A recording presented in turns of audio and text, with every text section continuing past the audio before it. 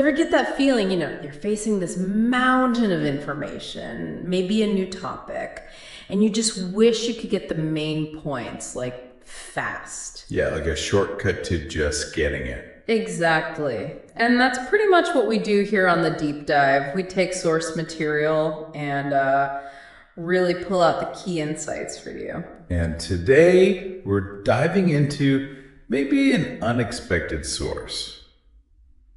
A beginner's Indonesian language lesson. Lesson number 5, actually. Right, and it's got this title, Sleeping Your Life Away in Indonesia. Which sounds a bit dramatic, maybe. You might think, okay, it's a basic language lesson. How deep can it really go? Just a few phrases, right? But that's the cool part. We're not just looking at vocab lists. Our mission today is to see what this seemingly simple lesson tells us about Indonesian itself. Like, how does it handle time, actions happening now versus before? And also maybe get a little glimpse into Indonesian culture, specifically around rest and, well, sleep. Okay, let's unpack it. Where does the lesson start? It kicks off with a really short dialogue.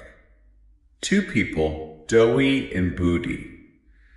So in Indonesian, Dodi asks, "Kamu di mana tadi pagi?" Where were you this morning? And Budi says, "Saya tadi tidur." I was sleeping. Simple enough. And Doi asks, "Dan siang ini?" And this afternoon. Budi's reply, "Sedang tidur." Sleeping, still sleeping. Doi's clearly had enough. She says, "Bangun sekarang. Ini sudah malam." Which is, so get up now, it's already evening. And Budi's excuse, "Saya masih remaja, teman saya bilang itu normal." Yeah, I'm a teenager. My friends say it's normal. Okay, so it seems really basic, doesn't it? Just a quick chat. Totally. But even here, there are some words that kind of pop out and hint at how Indonesian works differently. Like what? Well, take Budi's first answer. Saya tadi tidur. That word, tadi. The lesson says it means earlier. Okay. What's interesting is how it functions. It's like a little time flag, an adverb. It tells you when the sleeping happened because, and this is key, the verb itself, tidur. Sleep doesn't change form for past tense like English verbs do. Ah, right. So you need these extra words, these time markers. Exactly. And then you've got the core verb, tidur, to sleep. The lesson points out you can combine it. Add siang, which means daytime. And you get tidur siang, to nap. Precisely.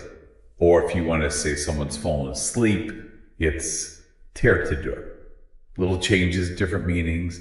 You start seeing how the language builds itself. And speaking of building, I thought bangun was interesting. It means to wake up or get up, right? Yeah. But the lesson shows how adding bits changes it completely. Add n at the end and bangun becomes banglin. A building. Right. And add me at the start, membangun, and it means to build. It's like one root idea branching out that's really typical of Indonesian and related languages in that Austronesian family. Using prefixes and suffixes, affixes is super common and, well, efficient for creating words. Makes sense. And we also see Budi saying he's masih remaja, still a teenager, and his friends say it's normal. Pretty basic words. Masih for still, normal for normal. But they give context, right? His justification. Exactly. And then you have basics like malam, evening, and taman, friend. Essential stuff. The lesson gives examples too, like tadi siang hujan deras. Meaning, earlier this afternoon, there was heavy rain. Puts the words into context. Okay, so even these basic words start showing us, a different structure. Let's get into the grammar then. How does Indonesian actually handle time? Right, this is where it gets really different from English. The lesson flat out says Indonesian is tenseless. Tenseless, meaning? Meaning the verbs themselves don't conjugate, they don't change form to show past, present, or future. Tidur is always tidur, sleep, sleeping, slept. The verb looks the same. So how do you know when something's happening? That's where those time signals like tadi become absolutely crucial.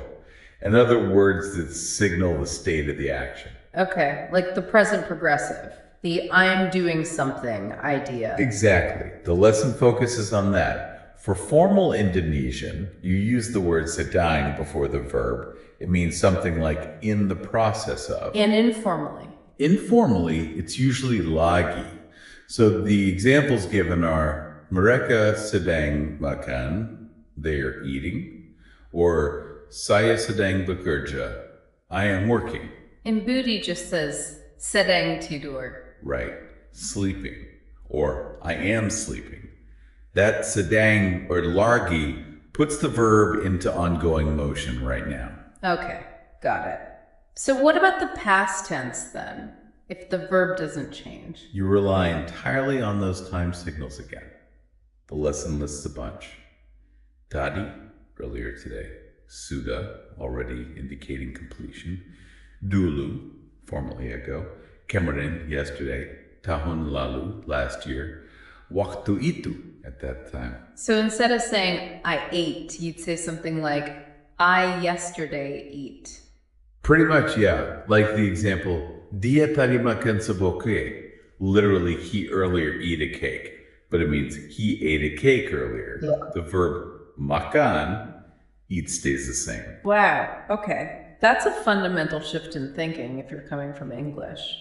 So what about the past progressive, like Budi saying I was sleeping? Now you combine things. You take one of those past time signals and you pair it with sedang or lagi. Okay, so a time word plus the in-process word.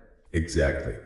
So tadi dia sedang makan kue means earlier he was eating a cake. Or, informally, tadi dia lagi makan kue. And that's exactly what Budi said. Saya tadi sedang tidur. Right. I plus earlier plus in the process of plus sleep. I was sleeping. The lesson had another example too, right? Saat kamu menelpon, saya sedang tidur. Yeah, when you called, I was sleeping. It shows that combo perfectly.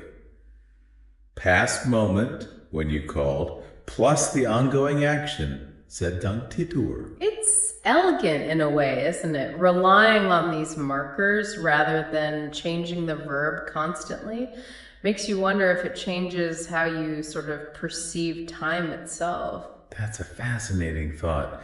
Does the language shape the perception or vice versa? Hard to say, but it's definitely different. So we've got a handle on the grammar tenseless, using time signals and words like sedang. But that title, Sleeping Your Life Away, it hints at something cultural, maybe. It does, and the lesson actually addresses this directly later on. There's a whole section asking, do Indonesian people like to take a nap? And what's the verdict? Do they? Well, it's nuanced. It says napping is highly recommended for toddlers and growing kids. Apparently, school kids often nap after lunch, too. Okay, so definitely encouraged for younger people. Yeah. For adults, it gets a bit more complex. It says napping can boost productivity, and it's recommended during work breaks, but it's actually not very common for full-time workers to do it regularly. Interesting. So not a universal siesta culture then. Not quite, but Okay. it also says napping is very common and even essential for housewives, after their chores, and also for pregnant women. So it depends on your role or situation, age, life stage. Seems like it.